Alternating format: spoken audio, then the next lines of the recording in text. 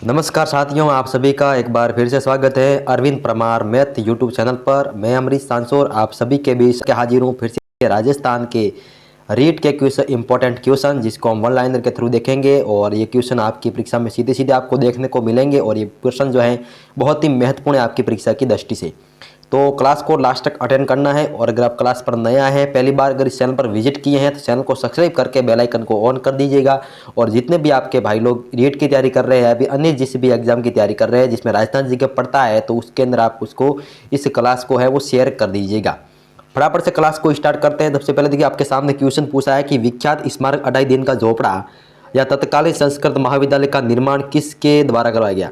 ये दोस्तों अढ़ाई दिन का झोपड़ा जो था इसका तत्कालिक नाम क्या था, तो इसका तत्कालिक नाम था संस्कृत महाविद्यालय। ठीक है, जिसका निर्माण है वो किसने करवाया था, जिसका निर्माण करवाया था विग्रहराज चतुर्थ ने। किसने करवाया था? विग्रहराज चतुर्थ ने इसका निर्माण करवाया था।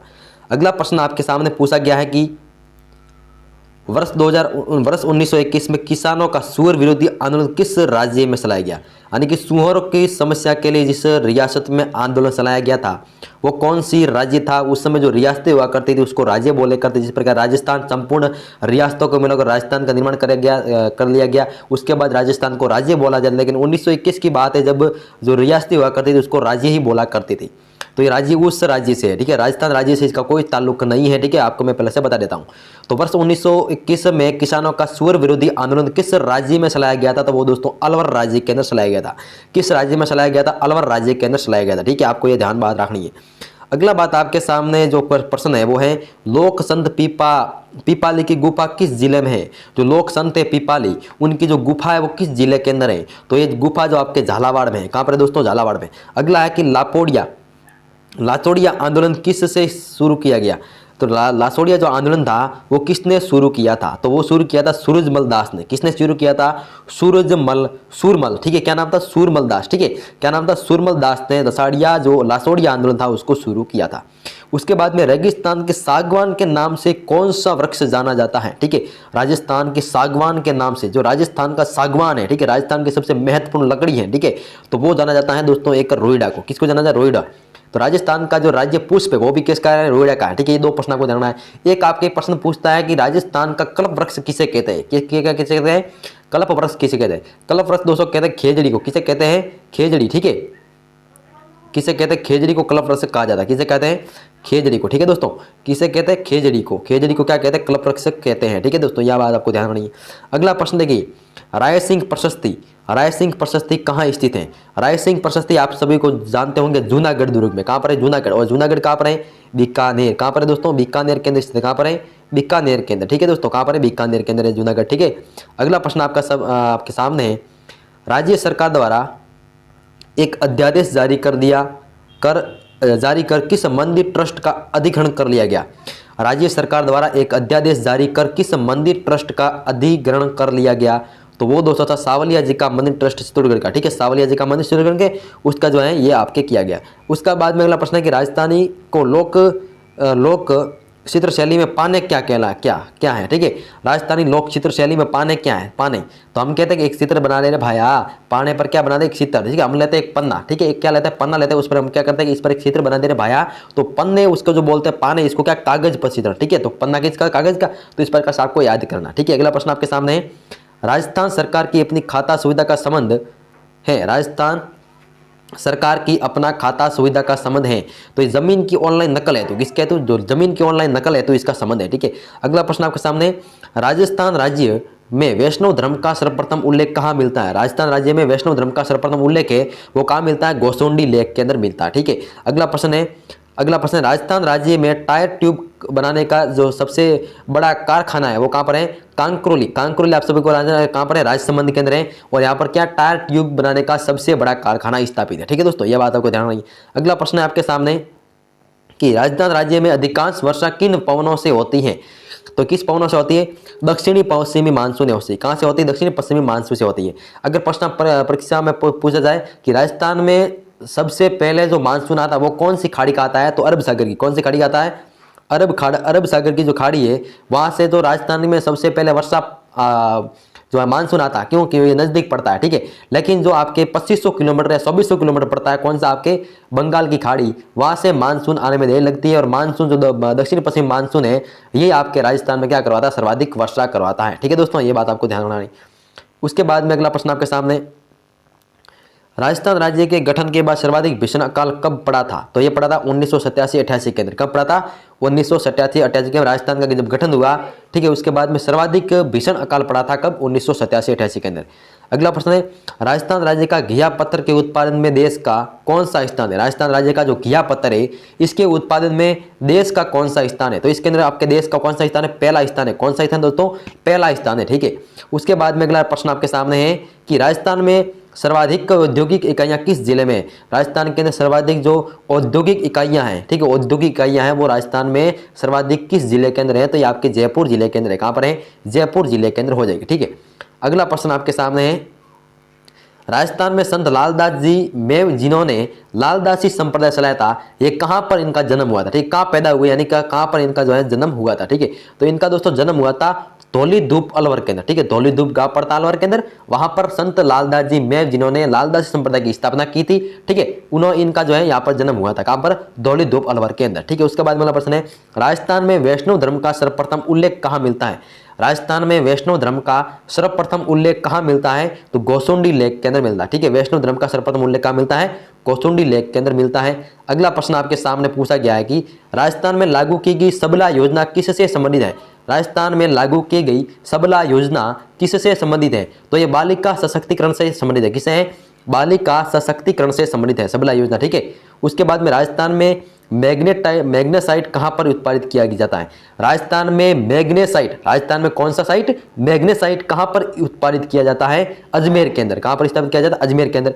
अगला प्रश्न आपके सामने है, राजस्थान में मथेरण कला का प्रावधान केंद्र है? राजस्थान में मथेरण कला, ठीक है। तो ये दोस्तों जैन जो आपके कलाकार है, कौन सा कलाकार? जैन कलाकार, ठीक है दोस्तों। जैन कलाकार द्वारा विकसित की गई कला है एक मथेरण कला, जिसका संबंध है या प्रधान केंद्र जो है वो बीकानेर के अंदर है।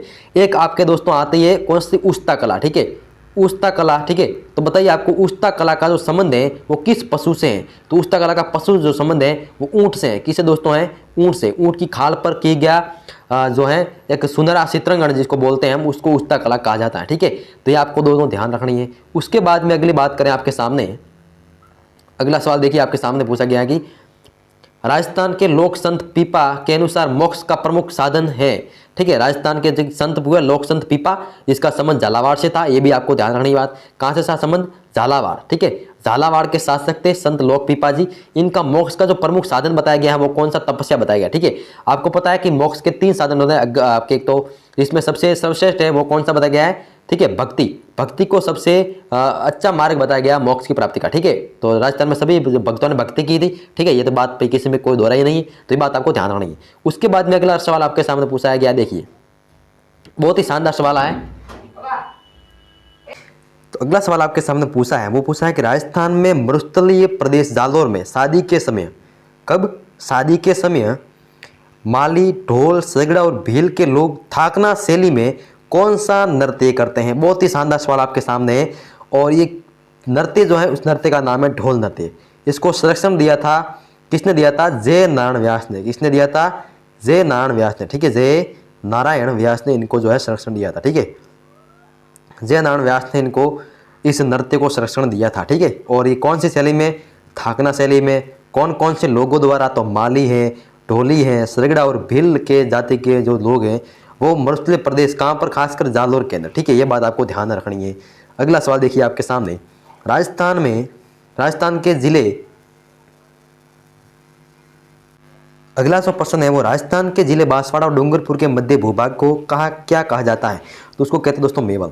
राजस्थान के किस जिले में सूर्य किरणों का तिरछापन सर्वाधिक होता है? तो गंगानगर में। और सर्वाधिक जो है सीधी, यानी कि सर्वाधिक सीधी किरणें किस जिले में पड़ती है? तो बांसवाड़ा या डूंगरपुर में जो है सीधी किरणें पड़ती हैं।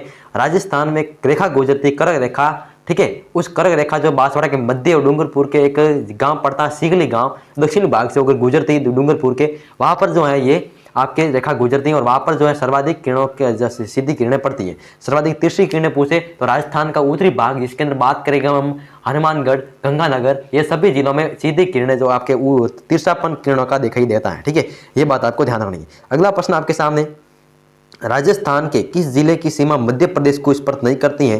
तो राजस्थान का जिला ऐसा है जिसकी सीमा मध्य प्रदेश को स्पर्श नहीं करती है, वो है सिरोही।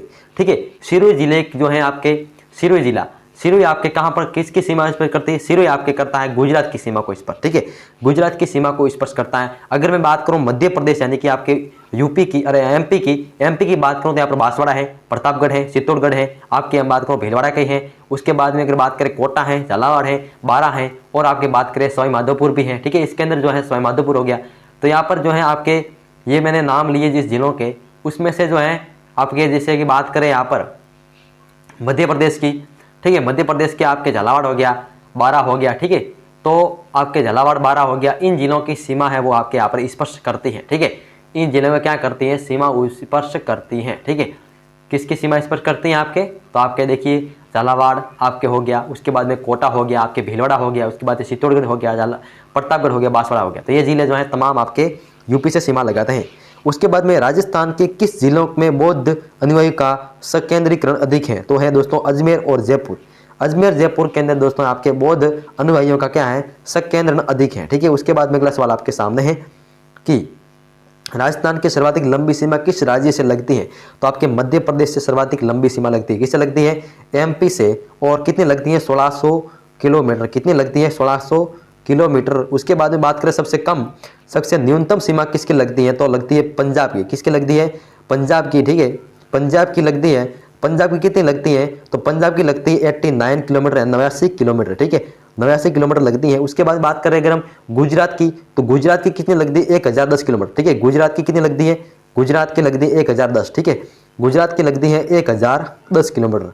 उसके बाद में बात करें अगर हम अन्य जिले जैसे कि आपके उत्तर प्रदेश, यहाँ पर जो आपके 1260 है, इस प्रकार से आपकी सीमाएं अलग आती है। ठीक है, तो आपको न्यूनतम और सबसे सर्वाधिक ये दोनों याद रखना, यानी एमपी और पंजाब आपको याद रखना। ठीक है, उसके बाद में अगला प्रश्न बात करें तो राजस्थान की प्रथम सूती वस्त्र मिल कहाँ पर स्थापित की गई? तो दोस्तों ब्यावर, ब्यावर के अंदर प्रथम सूती वस्त्र मिल है जो आपकी स्थापित की गई थी। ठीक है, और एक प्रश्न आपके बनता है कि राजस्थान में सर्वाधिक जो आपके सबसे पहले जो है आपके सूती वस्त्र के जो प्रमाण हैं वो किस सभ्यता में मिले थे?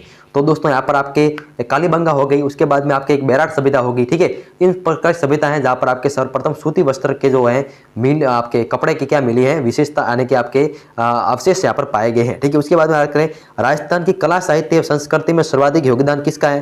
राजपूतों का। किसका दोस्तों? राजपूतों का, क्योंकि राजपूत जो थे आपके, राजपूत आपके कहा गया है राजस्थान को पहले क्या कहा जाता? राजपूताना कहा जाता। क्यों? क्योंकि यहाँ पर राजपूत निवास करते, राजपूत यहाँ पर शासन प्रबंध करते थे, राजपूत यहाँ पर क्या करते? शासन करते थे। ठीक है, तो आपका जो पूरा मध्यकालीन इतिहास जब आप पढ़ोगे तो पूरा राजपूतों के बारे में ही है। ठीक है, पूरा राजपूत किस प्रकार से आपके शासन प्रबंध करते थे, किस प्रकार से उन्होंने कौन कौन से युद्ध लड़े, ठीक है, किन किन राजाओं से उसने युद्ध लड़े थे और किन किन राजाओं से उसकी दुश्मनी थी, किन किन से दोस्ती थी। ठीक है, ये सारी बातें आपको वहां पर देखने को मिलेगी। ठीक है, तो आपके राजस्थान में सर्वाधिक कला संस्कृति है और साहित्य की बात करें, संस्कृति बात करें, कला साहित्य में बात करें तो ठीक है, बप्पा रावल ने देखिए, राणा कुंभा हो गए।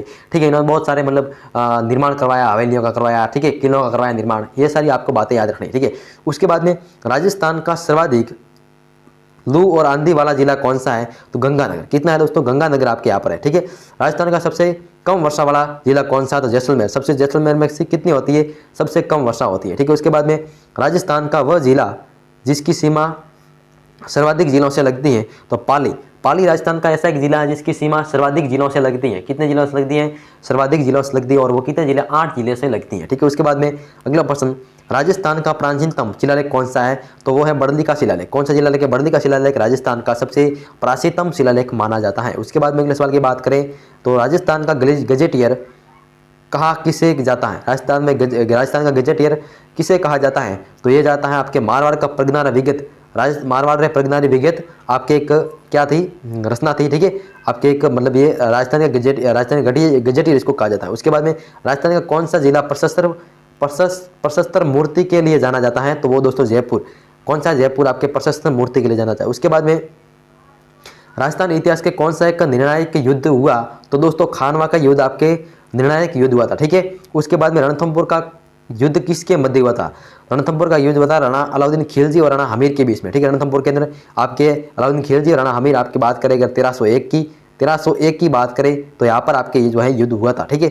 इसके अंदर आपके राणा हमीर और इसकी जो पत्नी थी, इसका नाम मैं भूल रहा हूँ शायद, ठीक है, उन्होंने जोर किया था, अलाउद्दीन खिलजी ने आक्रमण किया रणथंभौर पर, ठीक है। उसके बाद में अगला है मोहनलाल सुखाड़िया। मोहनलाल सुखाड़िया विश्वविद्यालय कहाँ स्थित है? तो वो है आपके दोस्तों उदयपुर के, ठीक है। उसके बाद में मेवाड़ राज्य की संकटकालीन राजधानी क्या थी? तो वो थी सावंड। सावंड की जो है आपके किसने बनाई थी?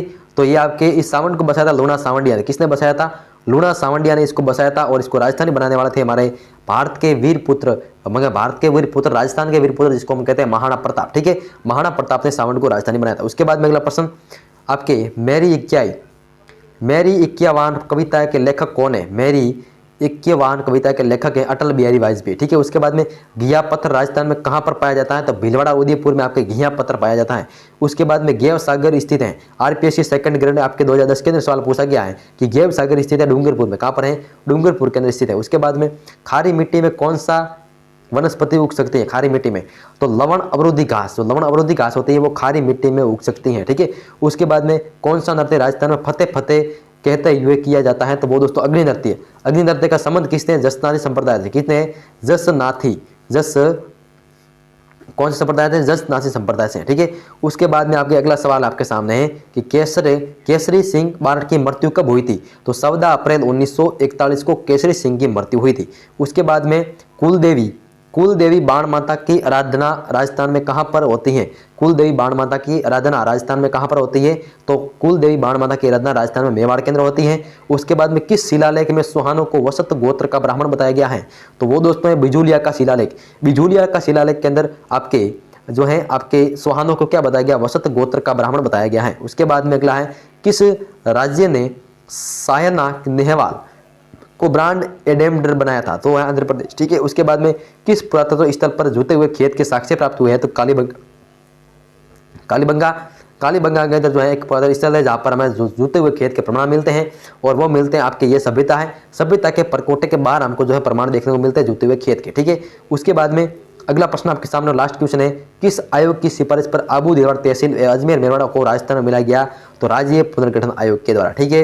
ये आपको बातें याद रखनी है। तो ये क्या आज की आपकी क्लास की अगर पीडीएफ आते हैं तो आपको टेलीग्राम पर मिल जाएगी। टेलीग्राम का लिंक आपको डिस्क्रिप्शन बॉक्स में मिल जाएगा, वहाँ से आप इस पर टेलीग्राम लिंक जाकर यहाँ से आपको इस पीडीएफ को ले सकते हैं और एक बार फिर से देख सकते हैं। एग्जाम से पहले आप एक बार देख लीजिए जिसमें अंदर आपको काफ़ी क्वेश्चन है आपको एग्जाम के देखने मिलते हैं, ठीक है। तो इस प्रकार की जो क्लासें हैं वो आपके लगातार लगती रहेगी, ठीक है, जिसके अंदर आपके हम काम कर रहे हैं लगातार अरविंद सर और मैं, ठीक है। तो लगातार आपके जो क्लास है इस प्रकार लगाएंगे। तो कैसी लगी क्लास कमेंट के अंदर जरूर बताना और आपको अगर वीडियो पसंद आया तो लाइक करें, शेयर करें, सब्सक्राइब करें। जय हिंद, जय भारत, धन्यवाद, जय जय राजस्थान।